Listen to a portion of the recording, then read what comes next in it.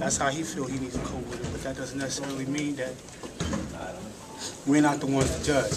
You know, whatever's going to happen is going to happen. What he did, he did.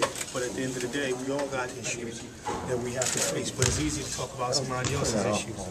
And at the end of the day, that's why I wrote what I wrote, because, you know, I'm in his corner. Until otherwise, whatever's going to be, whatever happens, you know, that's my teammate. You know, that's my brother here. So why? And so everyone's going to judge, everyone's going to point the finger. But that ain't the issue. I mean, that's what you're saying, that you mentioned prayer. Yeah, that's the main thing. But see, God is the only judge, you know, in any situation. And whenever anything happens in life, our focus always have to be on Him. It ain't the situation, it ain't the person. And so my thing was just, you know, we can't judge what he's done. We can't, you know, so many times people call him stupid, ignorant. You know, what happens, well, why should an athlete carry guns and all the other issues and cases? But what people don't understand also is that we are victims as athletes. You know, everybody, they could go to USA Today, they could type in our name, and here it is. Every other article that's being written, our contract is being talked about in it. There's a lot of people that's hungry right now. And they look at athletes like, well, heck, we can get them. They got insurance on everything. All they got to do is get insurance. And so here we are. We can't even go to the grocery store without somebody coming up to us. We can't go hang out. We can't do nothing. So basically, people may say, yeah, you're an athlete, so you should be happy for what you have.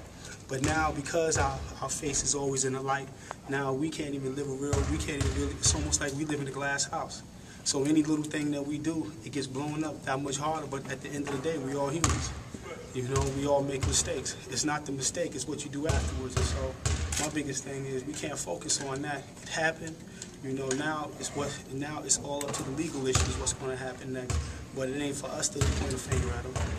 Mike, can you describe what practice was like between Javaris and Gilbert? Was it normal, business as usual? I mean, we're a team. You know, we're a team. It's going to be no different. We're a team. We're going to stick together during good times. We're going to stick together during bad times. You know, if you have an issue with one of your co-workers at work, the next 2 days y'all go to work, is there going to be a problem? I'm pretty sure you're going to do what you have to do, and that co-worker's going to do what they have to do. There's still a job that has to be done. Would you describe it as a prank? A prank? I don't know. I wasn't there. I don't know what happened. I can't tell you. You know, that whatever's going on is going on. But at the end of the day, you know, they friends. We all family. You know, it's just like anyone. Brothers, they always have arguments, but the next day they talking again. But it's the media that blows everything out of proportion. It's the media that makes everything bigger than what it is. What is it? I mean, it's guns. It's guns that are legally brought to the stadium. You don't think that's serious?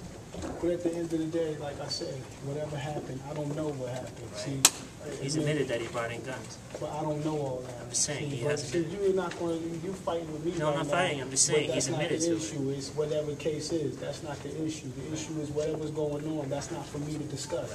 You know, but at the end of the day, whatever happened, it happened. And so now, what do you do next? That's for the jurisdiction to figure out what's next. Not for you to write a story and you to try to get somebody to say something. And so now it's blown up bigger than what it already is. You know, so there is no issue except what the jurisdiction has. When the lawyers and the judges, when they do whatever they want to do, that's going to be the final issue. You know, I mean, he's sort of making a lot of fun out of this. It's not fun. He knows it's serious. But at the end of the day, this is how people cope with things. How would you cope with something if it was you? What, you want to sit in the corner crying, curled up in fetal position? Maybe he doesn't want to do that. Maybe that's not how he's going to deal with the situation. Everybody deals with situations differently. And the way he deals with it is how he's dealing with it. That doesn't necessarily mean he's making a joke of it. That's just how he's dealing with it. You don't think he should show some humility? Of course he's showing humility. Yes. Of course he's showing humility. But at the end of the day, the writers want to write what they want to write. They want to make it worse. They want to make him look, not on top of what happened, they want to make him look worse than what already is going on. He's already in the situation. He knows what he's facing. But if that's how he's dealing with it, that's how he's dealing with it. But don't judge him on what he's doing.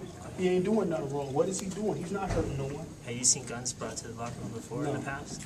This is the first I time you've ever heard about it? I don't know nothing about that. Thanks, guys. Thanks, Mike. Thanks, Mike.